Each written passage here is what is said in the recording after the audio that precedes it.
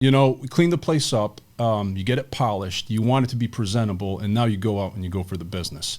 I'd like to say that it was like super hard, and I'm so great at it. But the thing is, it was actually kind of easy because we were rising out of the recession. Right. You know, so everybody was sort of getting busier.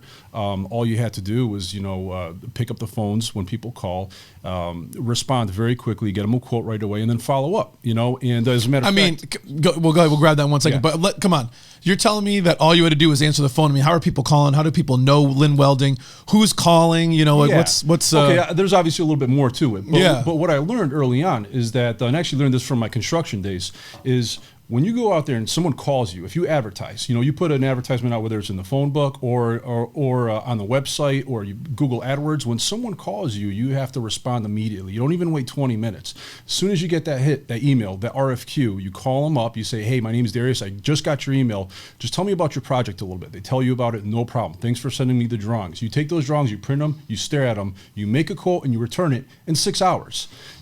And that's the same thing I did in the construction business. It's the same thing we do at Lynn Welding. We got quotes really fast, and the customers would be like, wow, it's crazy. We sent RFQs to like 4 other companies. We haven't heard from them back at all. It's been 3 or 4 days. So the secret ingredient is just being polite.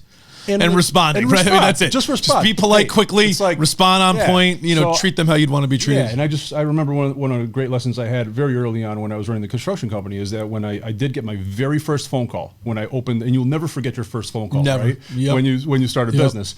And I showed up, and it was a gutter job to install gutters, and the lady's like, she shows up, she goes, wow, I can't believe you're here. I said, what do you mean you can't believe I'm here? She says, well, I called 3 other guys, and they never showed up. Right there in my head, I was like, this is going to be easy. I just have to show up. Step one, just show up. Step one, just show up on time. And they're going to love me.